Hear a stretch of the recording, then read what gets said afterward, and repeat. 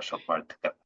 நிகழ்ச்சியின் அடுத்த நிகழ்வாக நமக்கு ஒவ்வொரு நாளும் நல்ல சிந்தனைகளையும், சிறப்பையும் ஏற்படுத்திக் கொடுத்துக் கொண்டிருக்கும் ஹீலர் பாஸ்கர் ஐயா அவர்கள், இன்றும் நமக்கு ஆடியோ மூலம் நல்ல ஒரு சிந்தனைகளை ஏற்படுத்த காத்துக் கொண்டிருக்கிறார். இன்றைய நிகழ்வில் இன்றைய சிந்தனைகள் அளிக்க ஹீலர் பாஸ்கர் ஐயா அவர்களை அன்புடன் கேட்டுக்கொள்கிறோம்.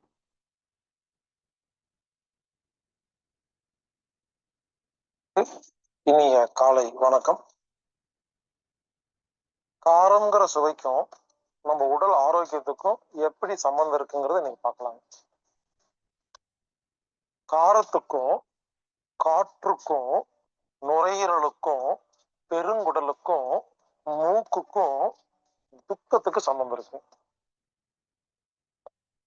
அதாவது காரம் அப்படிங்கிற ஒரு சுவை இருக்கு இல்லைங்களா, அது நாக்குல படும் பொழுது இந்த நாக்குல இந்த புள்ளி புள்ளியா இருக்கு இல்லையா, இதுக்கு பேர் டேஸ்ட் பட்ஸுங்க, சுவை மொட்டுக்கள். இந்த காரங்கிற சுவை நாக்குல பட்ட உடனே அந்த நாக்குல இருக்கிற சுவை மொட்டுக்கள் என்ன பண்ணும், காற்று கரண்டா, காற்று பிராணனா மாத்தி உடம்பெல்லாம் சப்ளை பண்ணிடும். உடம்புல இருக்கிற எல்லா செல்லுக்கும் ஒரு பஞ்சபூத சக்தியான காற்று சக்தி கிடைக்கிறது காற்றின் மூலியமாக. இப்போ நுரையீரல்ல ஆஸ்மா, வீசிங், நெஞ்சு சளி, சைனஸ், அலர்ஜி இதெல்லாம் வரும்போது என்ன பண்றாங்க, சின்ன வெங்காயம் சாப்பிடுங்கம்பாங்க, ஏன்னா காரமா இருக்கு. மிளகு சாப்பிடுவாங்க, ஏன்னா காரமா இருக்கு.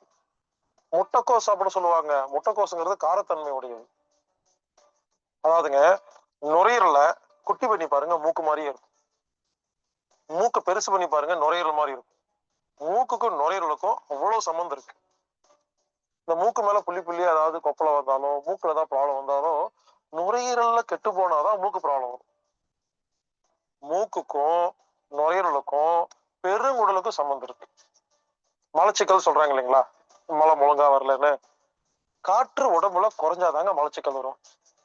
நுரையீரல் பாதிப்பு இருந்தா, நுரையீரல்ல சளி நிறைய இருந்தா, காத்தோட்டம் இல்லாத இடத்துல படுத்திருக்கும் பொழுது நமக்கு இந்த மலச்சிக்கல் வரும். நல்லா கவனிங்க, காரத்துக்கும் காற்றுக்கும் நுரையீரலுக்கும் பெருங்குடலுக்கும் மூக்குக்கும் துக்கத்துக்கும் சம்பந்தம் இருக்கு. அது என்ன துக்கம்னு கேட்டா, திடீர்னு ஒரு யாராவது இறந்துட்டாங்க, கேள்விப்பட்டு என்ன சொல்றோம், ஐயோ அப்படியா அப்படின்ற ஆச்சரியமா இருப்போம், சொல்லுவோம். அந்த விஷயத்தை கேள்விப்பட்டோன்னு கொஞ்ச நேரம் மூச்சு பேச்சு எல்லாம் போயிருச்சுன்னு. ஏன் மூச்சு போச்சு? துக்கமான விஷயத்தை கேள்விப்படும் பொழுது உடம்பில் உள்ள காற்று பிராணன் குறைஞ்சிரும். சில வீட்டுல பாத்தீங்கன்னா தாத்தா பாட்டி அன்பா வாழ்ந்துட்டு இருப்பாங்க, தாத்தாவோ பாட்டியோ இறந்துருவாங்க. அந்த நினைச்சிட்டே இவங்க உட்கார்ந்து உட்கார்ந்து அந்த துக்கம் இருக்கு இல்லையா, அந்த துக்கத்துல ஆஸ்மா வரும், வீசிங் வரும், நெஞ்சு சளி அதிகமாகும்.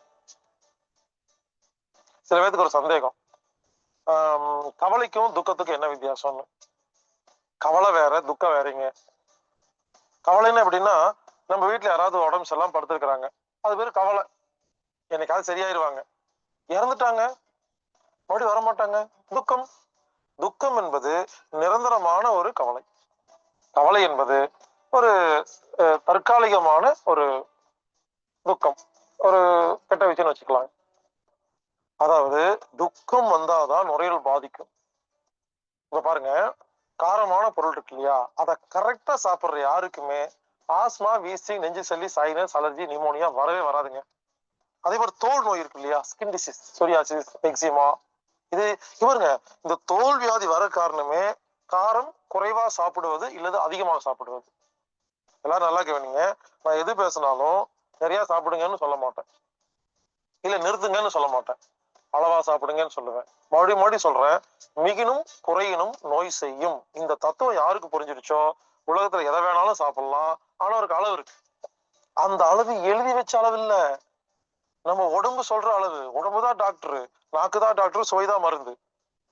அப்ப என்னுடைய நாக்குக்கு எவ்வளவு காரம் வேணுமோ நான் ஒழுங்கா சாப்பிடுற வரைக்கும் காரத்தால எனக்கு எந்த வியாதி வராதுங்க. சில பேர் என்ன பண்றாங்க, காரம் சாப்பிட்டா தோல் நோய் வந்துடும், காரமே சாப்பிடாதேன்னு சொல்லி யாரோ சொல்லி நீங்க காரமே சாப்பிடாம இருக்கீங்க இல்லையா, அது நல்லது இல்லைங்க. காரம் அதிகமா சாப்பிடுவதும் நல்லதல்ல, காரம் குறைவாக சாப்பிடுவது நல்லதல்ல, அளவா சாப்பிடுவதே சிறந்தது. அந்த அளவு உங்க நாக்கு தான் சொல்லும், வேற யாரையும் கேட்காதீங்க. இப்போ நான் என்னோட வேலை என்ன, அதிகமா பேசுறது. ஒண்ணு மேடையில பேசிட்டு இருப்பேன், இல்லைன்னா எங்காவது போன்ல பேசிட்டு இருப்பேன், இல்ல மீடியால பேசிட்டு இருப்பேன். அதிகமா பேசுறேங்க ஒரு நாளைக்கு. அப்போ அதிகமா பேசுற எனக்கு காற்று தானே செலவாகுது. அப்ப எனக்கு காரம் தேவைப்படுதுங்க. மத்தவங்க எல்லாம் சாப்பிடுற காரத்தை விட நான் கொஞ்சம் தூக்கலா சாப்பிடுவேன். ஏன் தெரியுமா? எனக்கு காற்று குறையும் பொழுது காரத்தின் மூலியமாக காற்று கிடைக்கிறது. நீங்க செக் பண்ணி பாருங்க. டீச்சர், சொற்பொழிவாளர்கள், பேச்சாளர்கள் எல்லாரும் பாருங்க காரம் நிறைய சாப்பிடுவாங்க. ஏன்னா உடம்புக்கு எந்த சக்தி இந்த பகல்ல இழக்கிறோமோ அந்த சக்தி சுவை மூலமா நம்ம எடுத்துக்கிறோங்க. இப்ப நான் ஒரு பொருளை சாப்பிடுறேன், எனக்கு காரமா இருக்குது, உடனே சொல்றேன் காரமா இருக்குன்னு. உடனே குறைக்காதீங்க. எனக்கு காரமா இருக்கு, உங்களுக்கு ஒருவேளை கரெக்டா இருக்கலாம். இப்ப நான் ஒரு பொருளை சாப்பிடுறேன், எனக்கு காரமே இல்லைன்னு சொல்லி காரம் சேர்த்துக்க சொல்றேன். உடனே மொத்த சாம்பார்ல போட்டுறாதீங்க, மொத்த ரசத்துல போடுறீங்க. ஏன் தெரியுமா? மத்தவங்களுடைய காரத்தின் தேவையும் எனது காரத்தின் தேவையும் ரெண்டு வேற வேறங்க. எப்பவுமே யாரையும் கம்பேர் பண்ணாதீங்க.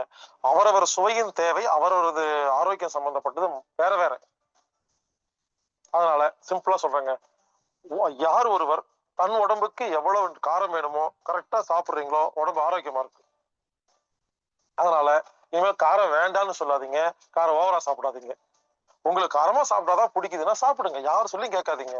கண்டிப்பா ஆரோக்கியமாக இருப்பீங்க. காரத்துக்கும் காத்துக்கும் நுரையீரலுக்கும் பெருங்குடலுக்கும் மூக்குக்கும் தோலுக்கும் துக்கத்துக்கும் சம்மந்தம் இருக்கு. அப்ப யாருக்கெல்லாம் தோல் நோய் இருக்குதோ காரம் மொத்தமா நிறுத்திடாதீங்க, நிறைய சாப்பிடாதீங்க. உங்க நாக்கு எவ்வளவு காரம் கேக்குதோ கரெக்டா சாப்பிட்டு பாருங்க, தோல் நோய்க்கு சரியாயிரும், மலச்சிக்கல் சரியாயிரும். சில பேருக்கு மலம் ஒழுங்கா வராது. ஒரு நாள் சாப்பிடுவாங்க, சாப்பிட்ட உடனே மழை வரும். சொல்லுவாங்க, எனக்கு சாப்பிட்ட உடனே மழை வருது, இன்னமும் ஆயிடுச்சு. ஒண்ணும் ஆகல. உங்க உடம்புக்கு பெருங்குடல்ல மலத்தை தள்ளுறதுக்கு உடம்புல காரம் இல்லை. இப்ப காரமான சாப்பாடு சாப்பிட்ட உடனே அப்பாடா அப்படின்னு அந்த காரம் போய் மழை தள்ளி விடுது. நல்லது. வராம இருக்கிறதாங்க கெட்டது. சாப்பிட்டு முடிச்சு வருது இல்லையா, நல்லதுதான். எனவே இனிமேலு யார் சொல்லியும் கேட்காதீங்க. உங்க நாக்கு தாங்க டாக்டர், சுவை தாங்க மருந்து. இதை புரிஞ்சுக்கிட்டு யாரா இருந்தாலும் அவரவர் நாக்குக்கு எவ்வளவு காரம் வேணுமோ கரெக்டா சாப்பிடுங்க. இதனாலதாங்க நம்ம தாத்தா பாட்டியில என்ன பண்ணாங்கன்னா இலைய போட்டு, ஏன் தெரியுமா ஊறுகாய் வச்சாங்க? சாப்பிடும் போது காரம் பத்தலையா ஊறுகாய் சேர்த்திக்கங்கிறக்காக. எனவே அதுக்காக ஊறுகாய் சாப்பிடுங்கன்னு சொல்ல வரல, நான் சொல்றது புரிஞ்சுக்குங்க. நமது உடம்புக்கு எவ்வளவு காரம் வேணுமோ அது சரியாக சாப்பிடும் ஒருவருக்கு தோல் ஆரோக்கியமாக இருக்கும், நுரையீரல் ஆரோக்கியமா இருக்கும், ஆஸ்மா வீசிங் எல்லாம் சரியா போயிடும். அதனால இனிமேல நீங்க சாப்பிடும் பொழுது உங்களுக்கு எவ்வளவு காரம் வேணுமோ அதை கரெக்டா சாப்பிடுங்க. சில பேருக்கு ரசம் எந்திரியம் பிடிக்குது, ரசத்துல காரம் இருக்கு, மிளகு இருக்குது, பிடிக்குது. அப்ப அது ரசம் நிறைய சாப்பிடுங்க, குழம்பு கம்மியா சாப்பிடுங்க, தயிர் கம்மியா சாப்பிடுங்க. உங்களுக்கு ஒருவேளை காரம் அதிகமா இருக்குன்னா தயிர் சாப்பிடுங்க. இங்க பாருங்க, நானு இந்த மாதிரி பேசிட்டு இருக்கேன் இல்லையா, அப்பெல்லாம் நிறைய காரமா சாப்பிடுவேன். ஒரு 10 நாள் எனக்கு பேசுற வேலையே இல்லைன்னா நான் எதை சாப்பிட்டாலும் காரமா இருக்குதுங்க, எனக்கு காரம் அதிகமா இருக்குதுங்க. அப்ப என் உடம்பு தானே முடிவு பண்ணுது எவ்வளவு காரம் சாப்பிடணுங்கிறத.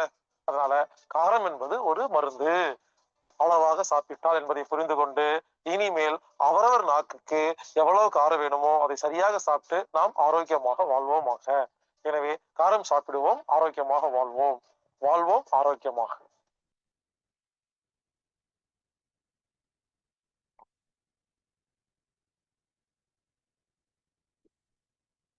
நன்றிங்க ஐயா. இன்றைய காலை வேளையில் நமக்கு அற்புதமாக நல்ல ஒரு சிந்தனையை அளித்து சிறப்பித்துக் கொடுத்த ஹீலர் பாஸ்கர் ஐயா அவர்களுக்கு அனைவரின் சார்பாக நெஞ்சார்ந்த நன்றிகளையும் வாழ்த்துக்களையும் தெரிவித்துக் கொள்வோம். நன்றிங்க ஐயா. காலை சக்கரம் ஆரம்பிக்கப்பட்டு கிட்டத்தட்ட 4 ஆண்டுகளை 3 ஆண்டுகளை கடந்து 4 ஆண்டுகள் 4ஆம் ஆண்டில் அடியெடுத்து சிறப்பாக நடந்து கொண்டிருந்தாலும் ஒரு ஏக்கம் என்பது ஒரு இது இருந்து கொண்டுதான் இருந்தது. ஏன்னா காலச்சக்கரத்துல வந்து எவ்வளவு விஷயங்கள் நம்ம கொடுத்து கொண்டிருந்தாலும் சில பயிற்சி முறைகளை வந்து இன்னும் கொடுக்கவில்லையே என்ற ஒரு ஏக்கம் நமக்கு அன்பர்கள் அனைவர் மத்தியிலும் இருந்து கொண்டிருந்தது. அதனுடைய ஒரு தாக்கமோ என்னமோ தெரியவில்லை. நேற்று கூட நம்ம வந்து காலச்சக்கரத்துல பேசினோம். அதாவது இலக்கியவாணன் ஐயா வந்து அஸ்திக்கட்ட பத்தி ஒரு விஷயங்கள் சில பேருக்கு சொன்னாங்க. இந்த அஸ்திக்கட்ட எடுத்துக்கிட்டீங்கன்னா கூட உங்களுக்கு இந்த விஷயங்கள் நல்லா வரும் அப்படிங்கிறத பத்தி சிறப்பா ஒரு பயிற்சியில எடுத்துக்கிட்டீங்கன்னா உடல் அமைப்புக்கு நல்ல ஏற்ற ஒரு மருத்துவம் அப்படின்னு சொன்னாங்க. இத வந்து பல நாட்களாக இப்ப ஹீலர் பாஸ்கர் ஐயாவும் நமக்கு வந்து இந்த அஸ்திக்கட்ட பத்தி தொடர் வகுப்புல அவங்க நடத்திட்டு இருக்கிறாங்க. அது மாரி இந்த அஸ்திக்கட்டு என்பது காலச்சக்கரத்தில் இடம்பெற வேண்டும் என்று ஒரு பல நாட்களாக ஒரு எண்ணம் இருந்து கொண்டே இருந்தது. அந்த இறைவனும் பிரபஞ்சமும் நமக்கு அந்த ஒரு நேற்று நடந்த ஒரு நிகழ்வின் மூலமாக நமக்கு வந்து இந்த இன்றைய நிகழ்வில் நமக்கு அந்த அஸ்திக்கட்டு அனைவருக்கும் ஒரு கொடுக்கக்கூடிய நிலையை நமக்கு எட்டியுள்ளோம் என்பதை எண்ணும் பொழுது ரொம்ப சந்தோஷமாக உள்ளது. உண்மையிலேயே இன்றைய நிகழ்வு அதாவது காலச்சக்கரம் என்பது வந்து பார்த்தீங்கன்னா, ஒரு எண்ணத்தை வைத்தால் எண்ணியதெல்லாம் கிடைக்கும் அப்படிங்கிற நிலைக்கு நாம் எட்டியுள்ளோம் என்பதற்கு இதுவும் ஒரு சான்று அப்படிங்கிறத வந்து உணரலாம். ஒவ்வொரு நாளும் நம்ம அந்த காலச்சக்கரத்துல வந்து எல்லாருக்குமே தெரியும். பல்வேறு விஷயங்கள் நம்ம எண்ணக்குள்ள அது உடனே கிடைக்கக்கூடிய வாய்ப்பு இந்த காலச்சக்கரம் நண்பர்களுக்கு கிடைக்குது அப்படிங்கிறத வந்து நம்ம ஒவ்வொரு நாளும் உணர்ந்திருக்கிறோம். கண்டிப்பாக அது வந்து புரிந்திருக்கிறோம் அப்படின்னு சொல்லலாம். அந்த எண்ணங்கள் வந்து இன்னைக்கு வந்து எல்லாருக்குமே ஒரு நிகழ்வாக கிடைக்கப் போகுது அப்படிங்கொள்ள நமக்கு ஒரு அற்புதமான நிகழ்வு. இந்த அஸ்திக்கட்டு என்ற ஒரு பயிற்சி முறை வந்து பார்த்தீங்கன்னா, நமக்கு ஓசூரை சேர்ந்த சாந்தி பலராமன் என்ற அம்மையார் வந்து நமக்கு சிறப்பா குடுக்கப் போறாங்க. தொடர்ந்து இந்த காலச்சக்கரம் நிகழ்வுல வந்து இந்த பயிற்சி முறை குடுக்கணும் அப்படிங்கிற அவங்களோட எண்ணங்கள் வந்து ரொம்ப நாளாவே அவங்களுக்கும் அந்த எண்ணங்கள் இருந்துகிட்டே இருந்துச்சு. ஏன்னா, இந்த காலச்சக்கரத்துல எவ்வளவு விஷயங்கள் இருந்தாலும், அந்த அஸ்திக்கட்டு பயிற்சி முறையும் இருக்கணும் அப்படிங்கிறது அவங்களுக்கு ஒரு எண்ணங்கள். ஆனா, நமக்கு அந்த நேரம் என்பது சரியாக ஒத்து வராத காரணத்தினால தான் இவ்வளவு நாள் நமக்கு அந்த நேரமின்மை காரணத்தினால தான் நமக்கு அந்த விஷயங்கள் தள்ளி போயிட்டே இருந்துச்சு. இன்றைக்கு நமக்கு அத எண்ணியதெல்லாம் கைகூடும் அப்படிம்பாங்கல்ல. அது மாரி எல்லாருடைய எண்ணங்களும் கைகூடின அளவுக்கு இன்னைக்கு அஸ்திக்கட்டு நமக்கு கிடைக்கக்கூடிய வாய்ப்பு கிடைத்து விட்டதுன்னு சொல்லலாம். அதான் அந்த அளவுக்கு. அந்த இது வந்து எப்படின்னாக்கா, இப்ப இருக்கிற அன்பர்கள் இதிலிருந்து, இன்றையிலிருந்து, இப்பொழுதிலிருந்து அப்படின்னு சொல்லலாம். பயிற்சி முறையை நன்றாக கவனித்து ஏன்னா இன்றைய காலகட்டத்திற்கு இது வந்து ஒரு முக்கியமான பயிற்சி அப்படின்னு சொல்லலாம். அதனால எல்லாருமே இந்த பயிற்சி முறைய வந்து எப்படி நம்ம அக்குபஞ்சர் எடுத்துக்கிறோம், அது மாரி வர்ம சிகிச்சை எடுத்துக்கிறோம், காய்கறி மருத்துவம் எடுத்துக்கிறோம். இது மாரியான விஷயங்கள நம்ம கற்றுக்கொண்டு, அதை வந்து எப்படி நோட் நோட் பண்ணி வச்சுக்கிட்டு, நம்ம அதை பயிற்சி முறையை கற்றுக்கொண்டு இருக்கிறோமோ, அதே மாதிரியான ஒரு பயிற்சி முறையை சார்ந்தது தான் அஸ்திகட்டும். அதனால வந்து அந்த அஸ்திகட்டு பயிற்சி முறையை நீங்களும் ஒவ்வொரு வாரமும் கண்டிப்பாக இது வரக்கூடிய வாய்ப்புகள் கிடைக்கும். அதனால எல்லாருமே இத வந்து பார்த்தீங்கன்னாக்கா, கண்டிப்பா இவங்க சொல்றத நோட்ஸ் எடுத்துக்கிட்டு, பயிற்சி முறையில கற்றுக்கொண்டு, நீங்களும் இவங்களும் வந்து பயிற்சிய கற்றுக்கிட்டு தான் நீங்க வந்து நமக்கு சிறப்பா கற்றுக் குடுக்க வந்திருக்காங்க. அதே மாரி நீங்களும் இதை கற்றுக்கொண்டு, மற்றவர்களுக்கு கற்றுக்கூடிய வாய்ப்பையும் ஏற்படுத்தி, நீங்களும் அதை பயன்படுத்திக் கொள்ள வேண்டும் என்று அன்புடன் கேட்டுக்கொண்டு, இன்றைய நிகழ்வில் நமக்கு காலச்சக்கரம் இத்தனை நாட்கள் நடந்து கொண்டிருந்தாலும், இன்று ஒரு புதுமையான நாள் அப்படின்னு சொல்லலாம். இன்றைய நாளில் நமக்கு அஸ்திக்கட்டு முறையை பயிற்சியை கற்றுக் கொடுக்க ஒசூரை சேர்ந்த சாந்தி பலராமன் அம்மையார் அவர்களை அன்புடன் அழைக்கின்றோம். அட்மிட் பண்ணீங்கம்மா.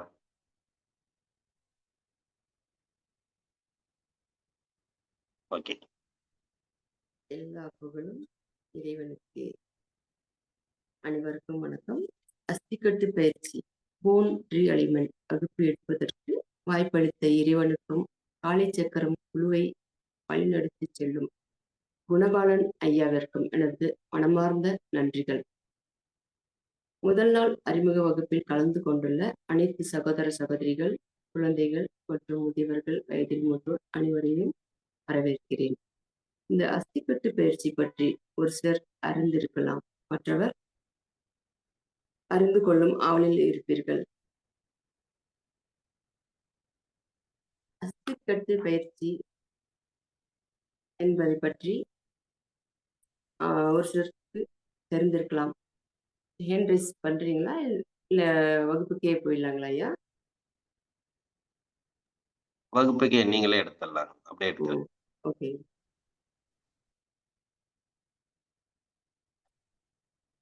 இப்ப அஸ்திக்கட்டுன்னா போன்னு சொல்லுவாங்க. அஸ்திங்கிறது எலும்பு, தமிழ்ல எலும்புன்னு சொல்றோம். அஸ்திங்கிறது சான்ஸ்கிரிட்ல அஸ்தின்னு சொல்றோம். நம்ம உடல்ல வந்து அஸ்தி சரியா இருந்துச்சுன்னா தான், அதாவது அஸ்திக்கட்டு போன் ஸ்ட்ரக்சர் சரியா இருந்துச்சுன்னா தான் நம்ம உடலே ஒரு பெர்சனாலிட்டியே காட்டும்.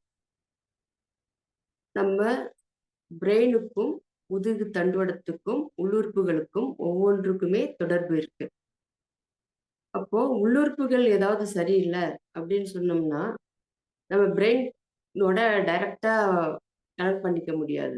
முதுகு தண்டுவடத்தை சீரமைத்து சரியா வச்சாதான் அது குணமாகும் வாய்ப்பு இருக்கு.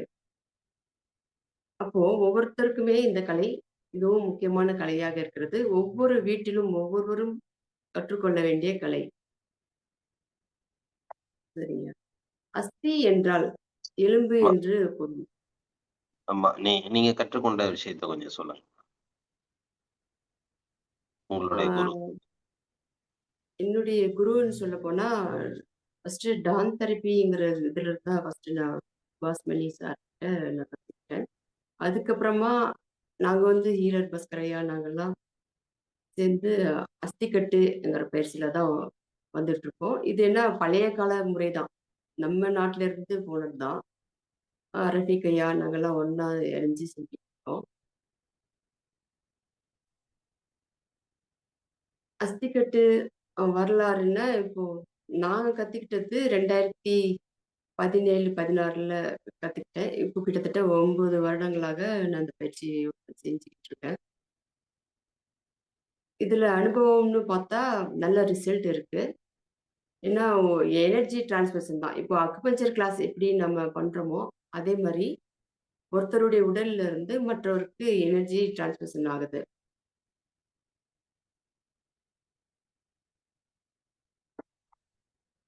கேக்குதுங்களா ஐயா?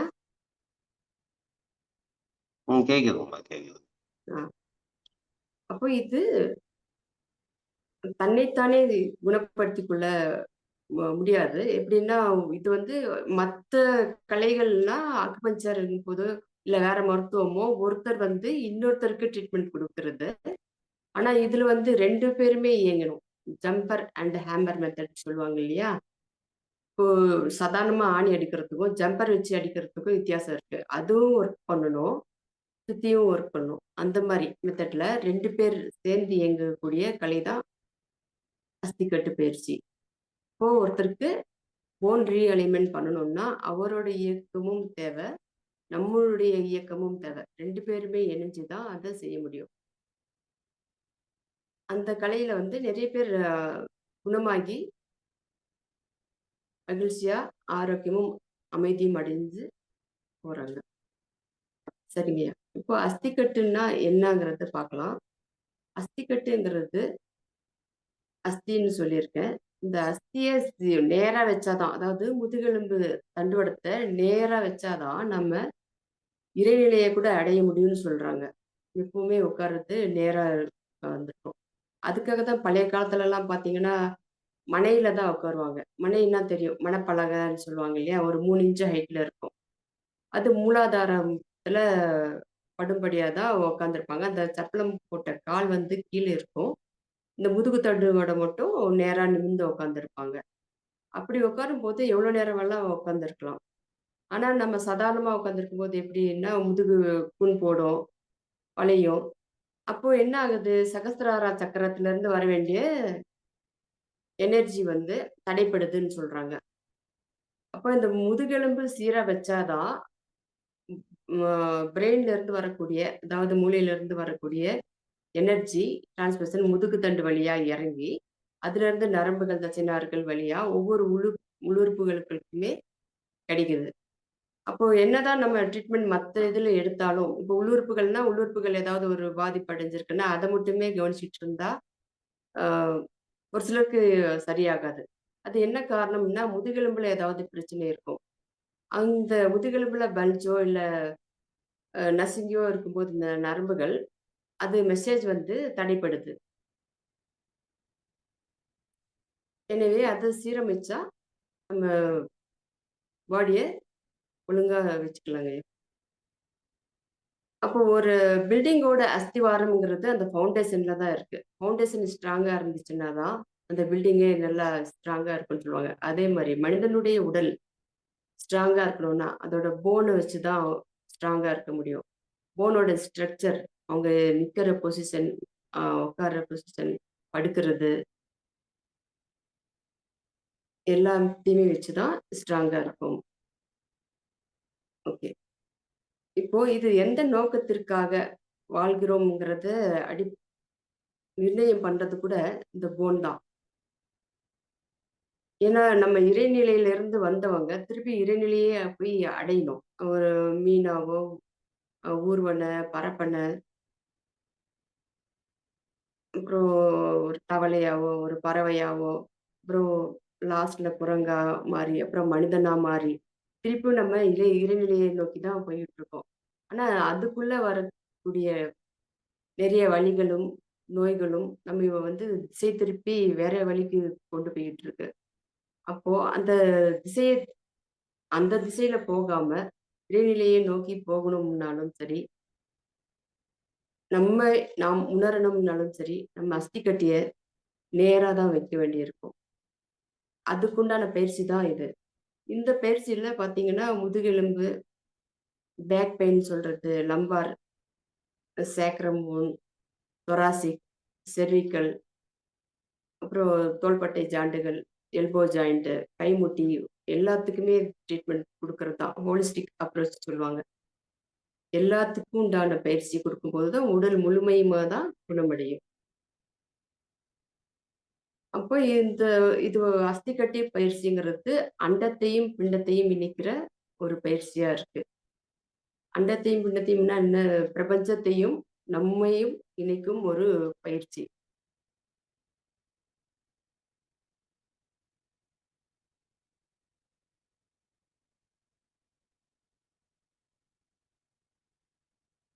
அஸ்திக்கட்டு வரலாறுன்னு சொல்லும்போது, இதுக்கு சரியான வரலாறு தெரியல. ஆனா, இந்த சிகிச்சை வர்மம், நோக்கு வர்மம், களரி, அடிமுறை, குத்துவரிசை, குத்தூசி மருத்துவம், சிலம்பம் போன்ற முதுகெலும்பு சிகிச்சையின் பாரம்பரிய தொன்மையான முறையிலிருந்து மறைக்கப்பட்ட கலையாகும்னு சொல்லிக்கிறாங்க. நவீன மருத்துவ முறையிலிருந்து சில அம்சங்கள் இதுல சேர்க்கப்பட்டிருக்கு.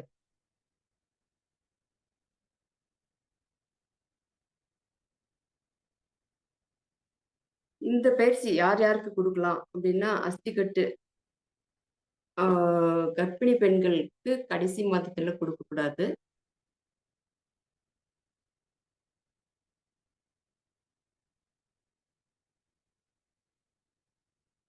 சர்ஜரி செஞ்சவங்களுக்கும் பண்ணக்கூடாது. அதிகப்படியான வலி இருக்கவங்களுக்கும் செய்யக்கூடாதுன்னு சொல்லுவாங்க. ஆனா மத்த எல்லாருக்குமே குடுக்கலாம். போன் ஃப்ராக்சர் ஆயிருக்குன்னா அவங்களுக்குமே குடுக்கக்கூடாது.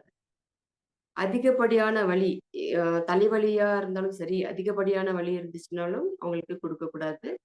அவங்களுக்கு இயற்கை வாழ்வியல் முறையில அது சரி செஞ்சதுக்கு அப்புறமா தான் நம்ம முதுகு வலியோ, மற்ற வலிகளையோ நீக்கிறதுக்காக பயிற்சி எடுக்க வேண்டியிருக்கும். இந்த அஸ்திக்கட்டு பயிற்சிய நம்ம கரெக்ட்டா செஞ்சு முடிச்சதுக்கு அப்புறம், திருப்பியும் அவங்க லைஃப் ஸ்டைல்ல கரெக்ட்டான பொசிஷன்ல அவங்க உட்கார்றது, டிவி பார்க்குறது, பெட்ல அ இப்ப தரையில உட்கார்ற முறை, சேர்ல உட்கார்றது, அந்த பொசிஷன்லாம் அவங்க கரெக்ட்டா வச்சிருந்தா தான் அது கரெக்ட்டா இருக்கும். திருப்பியும் அஸ்திக்கட்ட குழச்சிக்கிட்டு வந்தாங்கன்னா, திருப்பியும் ட்ரீட்மெண்ட் குடுக்க வேண்டிய மாரி இருக்கும். ஒரு முறை அதை நன்றாக புரிந்து கொண்டால், அது வாழ்நாள் முழுக்கும் அவர்கள் நன்றாக வைத்துக் கொள்ளலாம்.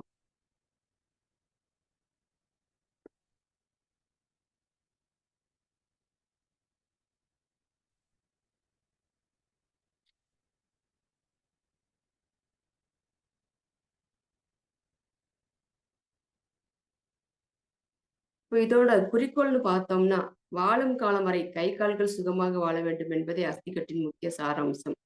உடலின் 99 93 மூட்டு இணைப்புகளின் இடையே உள்ள 2 இடைவெளி இருந்தால் மூட்டுகள் அழகாக அசைவுகள் கொண்டு நம்மை சீராக இயங்க செய்யும்.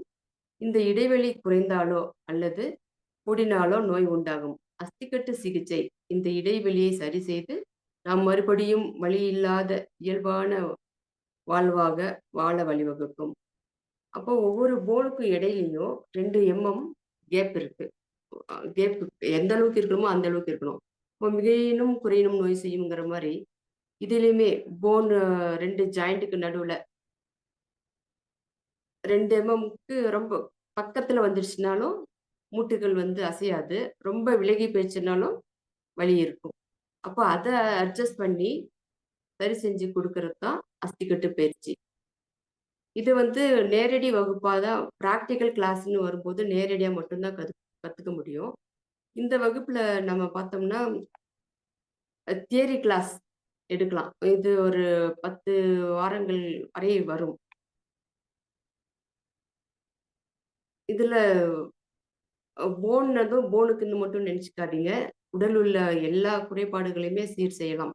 இப்போ கண் பிரச்சனை, காது, மூக்கு, வாய் எல்லாமே எதோட தொடர்பு இருக்குன்னா, சர்விக்கல் போனோட தொடர்பு கொண்டிருக்கும். அதே மாரி தொராசிக் சொல்றோம் இல்லைங்களா? அந்த எலும்புகள் அனைத்துமே இதயம் இதயம், நுரையீரல் அந்த எல்லா உறுப்புகள்லயுமே தொடர்பு கொண்டிருக்கும். ஒவ்வொரு ஃபர்ஸ்ட்டு பார்த்தீங்கன்னா, ஃபர்ஸ்ட் செர்விக்கல் 7 சொல்லுவாங்க. செர்விக்கல் போன் 7 இருக்கு. அப்புறம் தொராசிக் வந்து 12, லம்பார் வந்து 5, அப்புறம் சேக்ரம் போன்.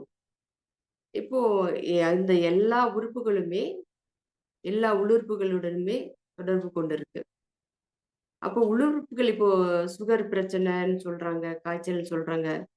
இல்ல பெரிய பெரிய பிபி, இந்த சக்கரங்கள் பேலன்ஸ் இல்லாம இருக்கிறது, அனைத்து நோய்களையும் இதிலேயே குணப்படுத்தலாம்.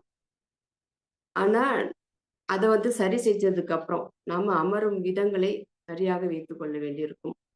இதுக்கு அஸ்திக்கட்டு பயிற்சிய ஏன் குடுக்கணும்? எதுக்காக அஸ்திக்கட்டி குலையுது அப்படின்னு பார்த்தோம்னா, நம்ம வாழ்வியல் முறை தான் அதுக்கு முக்கியமான காரணமா இருக்கு.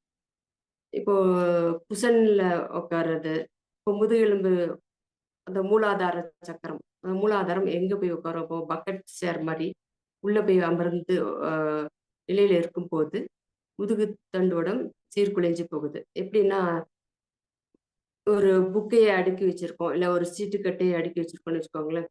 அது அடியில இருக்க 2 சீட்டுக்கட்டைய நவுத்திட்டோம்னா, என்ன ஆகும்? மேல இருக்க எல்லா கட்டுகளுமே சீர்குலைஞ்சிரும். அப்போ இந்த அஸ்திக்கட்டு பயிற்சிய செய்யணும்னா, இந்த முதுகெடு தண்டுவடத்த வந்து சீரா வச்சிருக்கணும்ங்கிறது தான் இதோட நோக்கம். சீரா வச்சிருந்தா, உடலும், மனமும் ஆரோக்கியமா இருக்கும். அப்போ நம்ம உடல் உள்ளுறுப்புகள் சரியா செயல்படுறதுக்கு முதுகு தண்டு வழியா அந்த மெசேஜ் பிரெயினுக்கு போகும். பிரெயினுக்கு போற மெசேஜ் திருப்பி முதுகு தண்டு வழியா நம்முடைய உள்ளுறுப்புகளுக்கும் வந்தடையும்.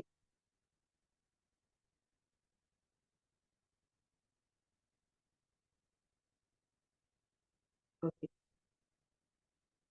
இன்றைய முதல் நாள் வகுப்பு இந்த அறிமுக வகுப்போட முடிச்சுக்கலாம். ஆமா. அடுத்த வகுப்புல சொல்லுங்கய்யா. ஒரு பயிற்சி மட்டும் ஏதாச்சும் ஒண்ணு இன்ட்ரோடியூஸ் பண்ணுங்க.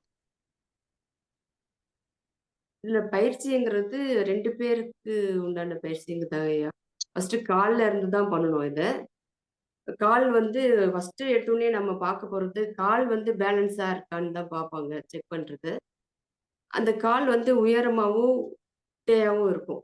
அவங்க படுத்த நிலையில படுக்க வச்சுட்டு, அத பார்க்கும்போது காலோட பேலன்ஸ் இருக்கு இல்லைங்களா? அந்த கால் கட்டை விரல் வந்து ஒண்ணு உயர்த்தியோ, கீழயோ இருக்கும். இல்ல இப்டி முன்னாடியோ, இல்ல பின்பக்கமாவோ இருக்கும். அந்த எந்த கால் வந்து பின்பக்கமா இருக்கு, எது முன்னோக்கி இருக்குங்கிறத பார்த்து, அந்த கால்ல இருந்து தான் ஸ்டார்ட் பண்றோம். அப்போ அந்த கால் வந்து அந்த இடுப்புக்கு தான் ஃபர்ஸ்ட்டு ட்ரீட்மெண்ட் குடுப்போம். கால் அளவ பார்த்துட்டு, கால் பாதத்திலருந்து தொடங்கி, உச்சி அந்த சர்விக்கல் போன் வரைக்குமே அதுக்கு ட்ரீட்மெண்ட் குடுக்கணுங்கய்யா. இந்த பிராக்டிகல் வந்து நேரடி வகுப்பா தான் இருக்கும்.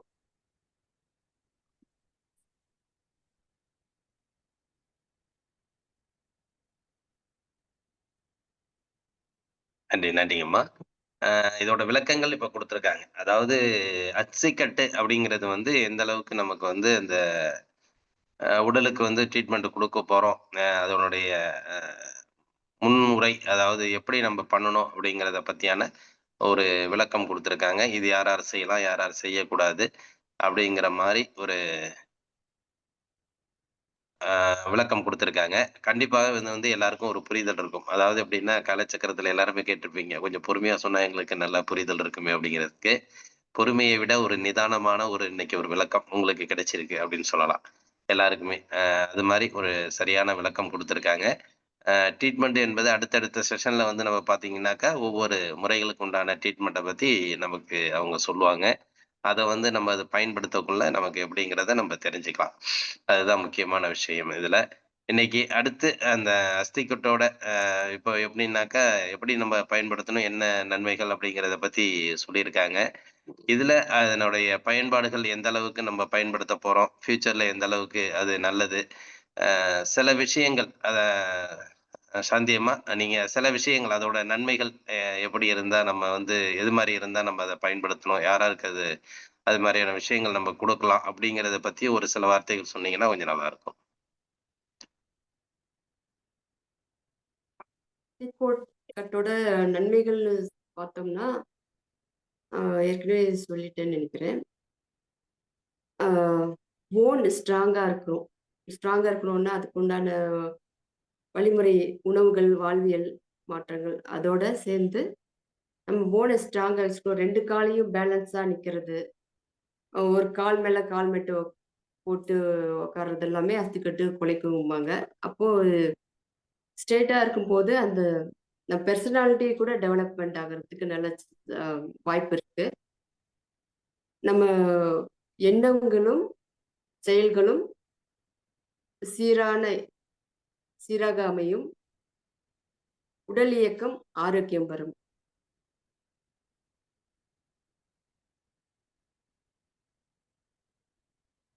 நம்ம சொல்றோம் இல்லைங்களா? மூலாதார சக்கரம், மணிப்பூரக சக்கரம், அநாகதம், விசுத்தி, ஆக்ஞை, சகஸ்ராரங்கிறது எல்லாமே கூட இந்த முதுகெலும்பு தண்டுவடத்திலிருந்து தான் வெளிய வரக்கூடியது. அங்க ஏதாவது அ தடைகள் ஏற்பட்டுச்சுன்னா, நம்ம என்னதான் தியானம் பண்ணாலும் சரி, யோகாசனம் செஞ்சாலும் சரி, எந்த மருத்துவங்கள் பார்த்தாலும் சரி, ஏதோ ஒண்ணு மிஸ் ஆகுற மாரியே இருக்கும்.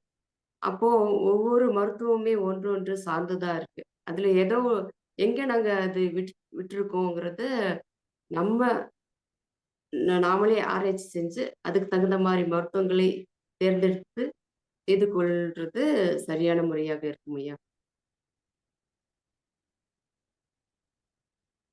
நன்றி, நன்றிங்கம்மா. சிறப்பு. அதனுடைய விளக்கத்த நமக்கு சொல்லியிருக்காங்க. இதுல வந்து பாத்தீங்கன்னா, அஸ்திக்கட்டுனால எல்லாருக்குமே பெரிய ஒரு அதாவது அஸ்திக்கட்டுங்கிற பேரு கேள்விப்பட்டிருக்கோமே ஒழிய, அஸ்திக்கட்டுங்கிற பயிற்சி, அஸ்திக்கட்டுங்கிற ஒரு அ மருத்துவ முறை என்ன என்பதை பற்றி நம்ம இதுவரைக்கும் சில பேர் பார்த்திருக்கலாம். அத பார்த்தவங்க சில பேர் இருப்பாங்க. அந்த பயிற்சி முறையில எடுத்திருப்பாங்க.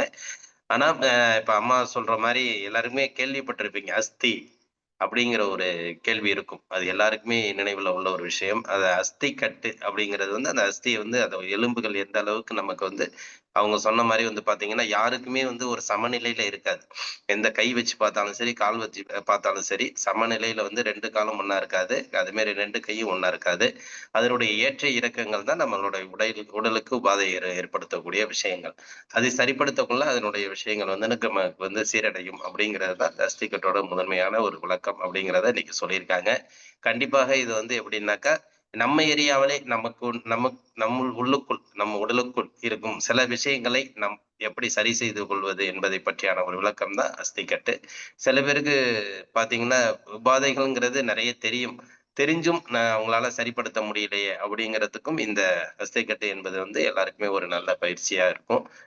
அதாவது முடியாம அவஸ்தைப்பட்டுட்டு இருக்கோம் அப்படிங்கிற ஒரு விஷயங்கள் நெறைய பேர்ட்ட இருந்துகிட்டே இருக்கும். இது எப்படிதான் சரி பண்ண முடியும் அப்படிங்கிறதுக்கு உண்டான ஒரு உண்மையான ட்ரீட்மெண்ட் தான் இப்ப இந்த அஸ்திகட்டுங்கிறது வந்திருக்குது. அது வந்து அவங்க சொல்ற மாரி நம்ம சிறப்பா செய்யக்குள்ள எல்லாருக்குமே இது வந்து முழுமையான தீர்வு கிடைக்கக்கூடிய வாய்ப்புகள் இருக்கு. இதுல ஏதாவது உங்களுக்கு சந்தேகங்கள், இப்ப அவங்க சொல்ற விளக்கங்கள் இன்னைக்கு சொல்லியிருக்காங்க. அதனால ட்ரீட்மெண்ட்ட பத்தி யாரும் அதிகமா இது பண்ணிக்க வேண்டாம். ட்ரீட்மெண்ட்ட பத்தி யாரும் அதிகமா இது பண்ணிக்க வேண்டாம். ஏன்னா வருங்காலங்கள்ல வந்து ட்ரீட்மெண்ட்ட பத்தி அவங்க முழுமையான விளக்கம் குடுக்க போறாங்க. இதுல ஏதாவது உங்களுக்கு சந்தேகங்கள், இன்னைக்கு அஸ்திகட்ட பத்தி அதனுடைய விளக்கங்கள பத்தி ஓரளவு குடுத்துருக்காங்க. இதுல ஏதாவது சந்தேகங்கள் இருந்தா நீங்க கேட்டு தெரிஞ்சுக்கலாம். நன்றி. ஹேண்ட் ரைஸ் பண்ணுங்க. உங்களுக்கு வாய்ப்பு கொடுக்கப்படும்.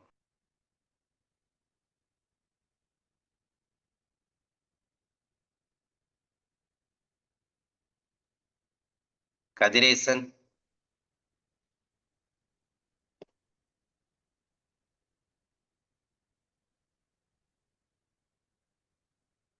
ஹலோ ஹலோ ஹலோ, ஹலோ வணக்கம். வணக்கம்மா. சொல்லுங்க சார். இப்ப இந்த அஸ்திக்கட்டு மூலமா என்னென்ன நோய்கள் தீரும்யா? எலும்பு முறிவை தவிர எல்லா நோய்களையும் தீர்க்கலாம் ஐயா. எலும்பு முறிவும் தவிர.